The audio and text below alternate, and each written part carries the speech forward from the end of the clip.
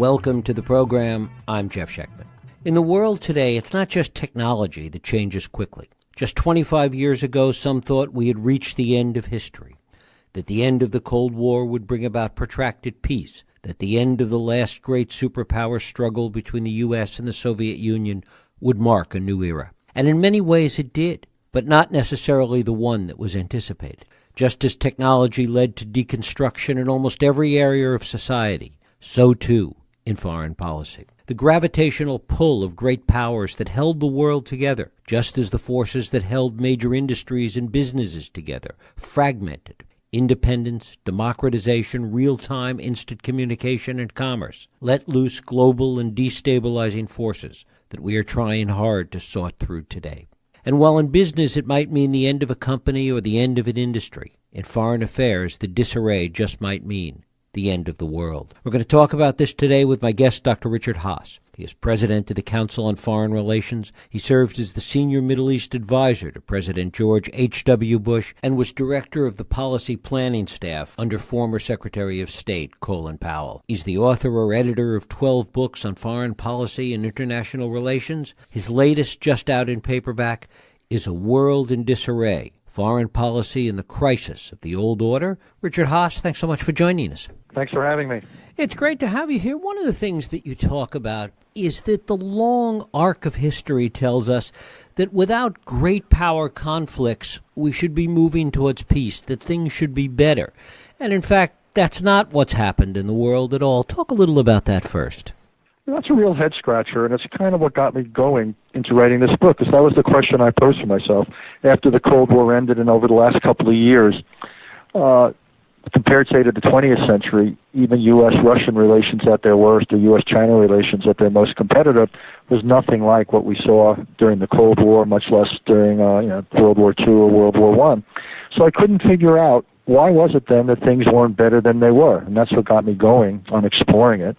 And then I ended up looking at the impact of globalization and the fact that you had all these challenges that the world hadn't been able to figure out how to deal with. That you had the rise of all sorts of weak states, the rise of medium powers. You had the rise of groups like Al-Qaeda or ISIS. And what I basically said is, even though you don't have great power competition on the 20th century scale, what we have is a world that is still, the centrifugal forces are much greater than anything pulling it together. And in many ways, that kind of decentralization, that destabilization, reflects not only what's happening in world affairs and global affairs, as you point out, but it is filtered down into almost every other aspect of our society. Absolutely, and I think that's it's one of the reasons that we're having more difficulty, say, with American democracy. In the old days, you had things like political parties being really dominant. Well, now any candidate can raise money, any candidate can get on this or that media or tweet something. Well, when you think about the economy, most of the things that used to centralize it are now, it's working just the other way. So if you want to go book a flight, you don't go to a travel agent. Right. You just go online and do it yourself.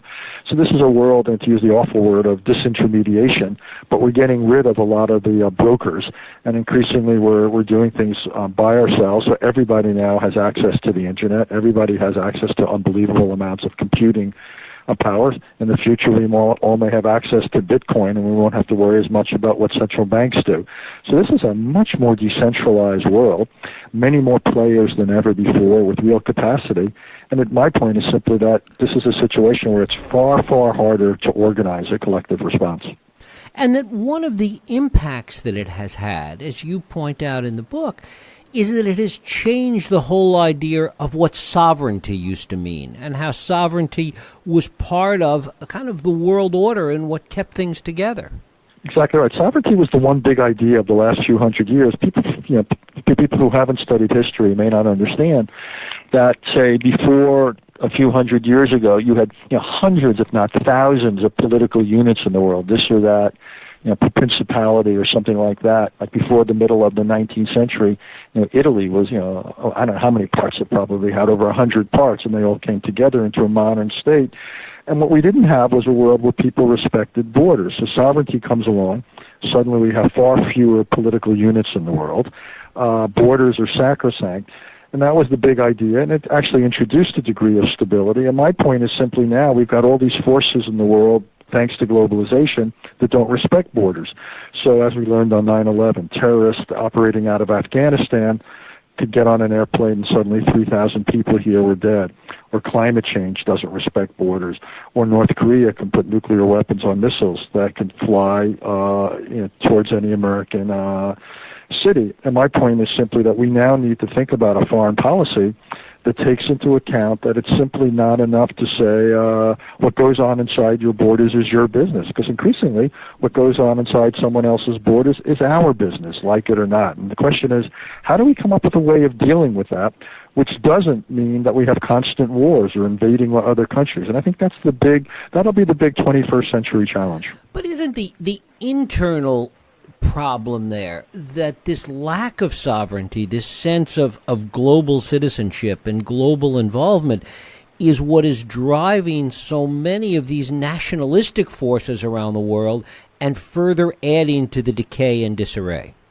I think there's something about that. I think something to that in a world of globalism, a lot of individuals feel they're being challenged, so whether it's immigration or whether it's economic changes halfway around the world, that suddenly there's an import and their job disappears, or there's a technological innovation and their job disappears, or through climate change, the house they just bought on the coast suddenly is flooded.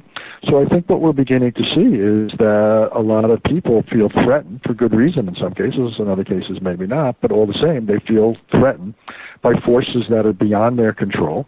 And what they're doing quite naturally, I think, is they're rallying around populists or nationalists. I think the fact that Donald Trump got elected is in no small part because of that sort of mentality. It's the reason that Brexit passed in Britain.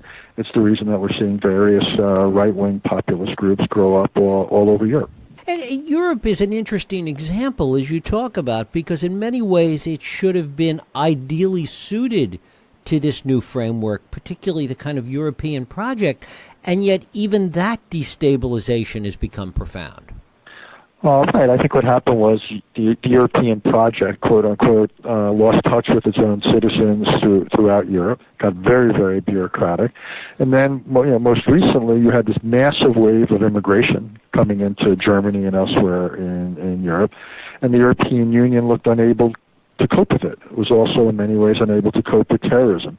So people end up, rejecting institutions that don't seem to deliver. So to me, it's not that surprising, and it's really a warning that what we'd assume would always be here is not necessarily the case, and that's what Brexit is. Brexit is a radical reaction to a situation where many Brits concluded that the EU relationship was no longer serving their interests. I think they're dead wrong, but there you have it. One of the things you point out is that these forces, whether they were historical forces in other times and other situations, or the forces that we're talking about now, that they're not inevitable, that actions, that leaders, that people have consequences. Talk a little about that. Yeah, it comes from my own experience, Jeff. I mean, I've worked for 4 presidents. I worked for Jimmy Carter at the Pentagon. I worked for Ronald Reagan and George W. Bush at State, and I worked for Bush 41, the father at the White House. So I've been around a lot of senior people. I've been involved in a lot of crises. And my one conclusion is almost nothing is baked into the cake. What people, the people who are there, the decisions they make, nothing is inevitable, and these decisions have real consequences. It could be good or bad. I thought it was the way Bush the father handled the end of the Cold War, the way he handled Saddam's invasion of Kuwait. I thought that was admirable. I disagreed with the Iraq War in 2003. I disagreed with Obama not acting on his red line in Syria. My point is simply that very little about history is preordained. And the fact that Donald Trump would pull out of TPP or pull us out of the Paris Agreement or decertify the Iranians in the nuclear accord, none of that was inevitable. You may think those were great decisions. You may be critical of them like I am. But my point is simply a different president in his job would have reacted quite possibly very differently. And this all has consequences. And this is the stuff that writes history. Isn't one of the consequences in this larger context that we talked about at the outset, isn't one of the consequences the fact that all of this is moving today at a speed that arguably outstrips our ability to adjust and adapt to it? Yeah, I think that's certainly true. It certainly puts a hell of a lot more pressure on policymakers. When I first started out in government, I feel like a dinosaur, but you used to have something called a news cycle. And you used to have like morning newspapers and the evening news, and Ted Koppel would be on Nightline, and so forth. And then now we have a 24/7 news cycle, and it never stops. And everything is visible everywhere, or almost that way, instantaneously. So there's far less time for reflection, to consider things. I think it's made it tougher. It's made it much tougher for governments to wrap their arms around challenges and to figure out in a considered, careful way how they want to respond. There's also the sense that with everybody in charge, with everybody having more power and more say, that nobody is in charge. I'm afraid you're right, and I think again this is a world now. We have 192 or so countries in the UN General Assembly, but you think about all the other players who can make a difference. Some of them may be good, like the Gates Foundation in the area of health. You have all these American and other multinational corporations, but you also have a group like ISIS, or you have a group like Al Qaeda, or you have some hacker operating out of somewhere, and you suddenly realize there's all these organizations and individuals who are super empowered thanks to the dissemination of modern technology. And that again is it's overloading our circuits. We're actually, not only are we not catching up, I actually think in some ways we're falling farther behind our ability to structure and manage these challenges. And talk about it from the point of view of the disarray that is part of the title of your book, and the degree to which this disarray can get worse, that it can fall into anarchy, that the center can continue to not hold. I could see that happening. Domestically, our own politics could get more and more polarized and dysfunctional, and it will just get more and more difficult for us to pass the kinds of legislation we need to deal with things like infrastructure or our looming national debt or problems in our educational system. So there's that inside our borders. And then, in the world, I can imagine a real revival. We're already seeing signs of it, of great power rivalry or worse. The Middle East, as bad as it is, one can imagine wars, say, between Iran and Saudi Arabia or Iran and Israel. The North Korea situation could lead to a war between the U.S. and North Korea. There's problems in the South China Sea. There's problems in Venezuela. There's problems with Russia and Europe. So I don't think you need the world's greatest imagination to basically come up with a pessimistic scenario that's all too realistic. Is this new scenario, this sort of global order 2.0, as you talk about it, is it going to require a greater level of cooperation among nations, particularly some of the larger powers? And how do we begin to think about going about putting that together? Well, by definition, it'll take to get a world in which the major powers and players coordinate and cooperate to deal with the various manifestations of globalization. Say to set the rules for cyberspace, just to give you one area.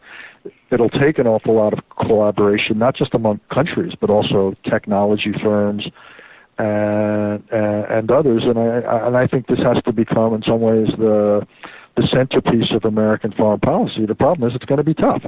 You've got fast-changing technologies. You've got very different interests, say, between a Russia, which may want to subvert our politics, or Russia or some other country that also wants to control the flow of information to their own citizens. The United States has very different views in terms of openness and the flow of information. So I think this is going to be extraordinarily difficult.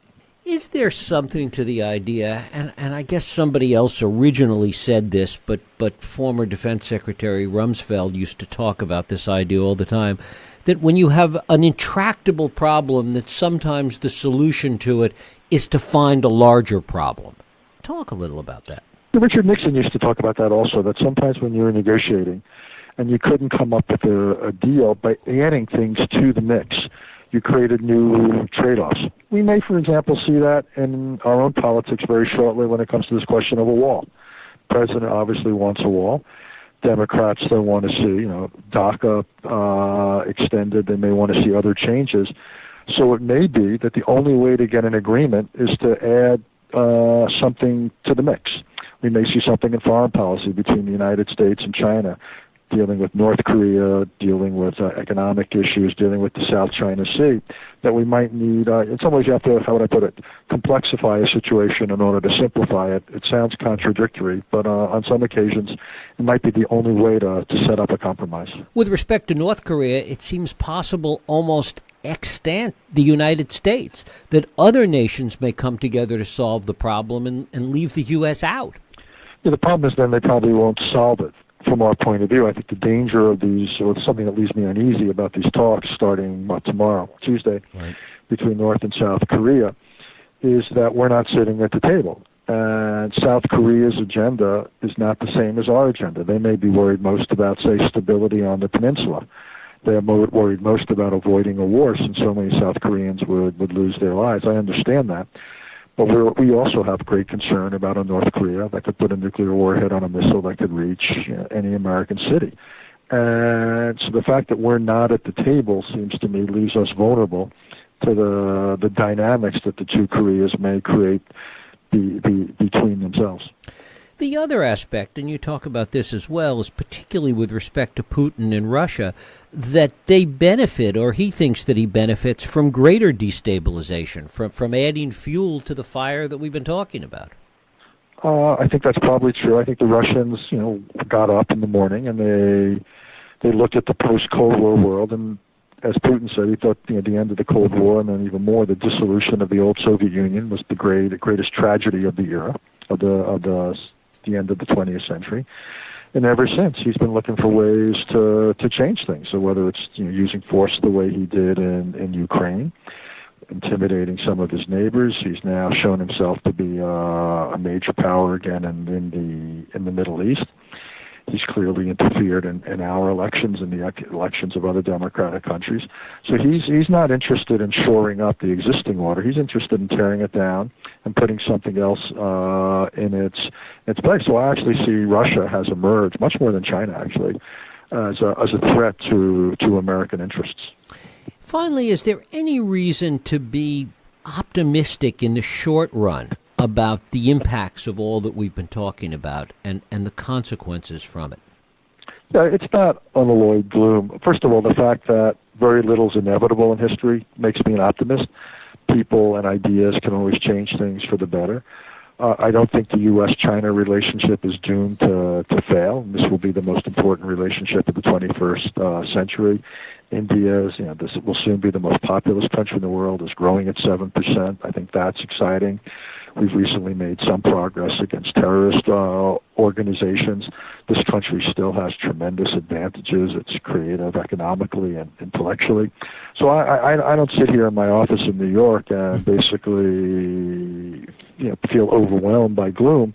I just don't think that things work out by themselves. So the reason people like me write books like this is to put ideas into the mix, and hopefully some people will read it and support policies which are consistent with what I am advocating. Dr. Richard Haass, his book just out in paperback is A World in Disarray, American Foreign Policy and the Crisis of the Old Order. Richard, I thank you so much for spending time with us. Thank you, Jeff. I really enjoyed the conversation. Thank you.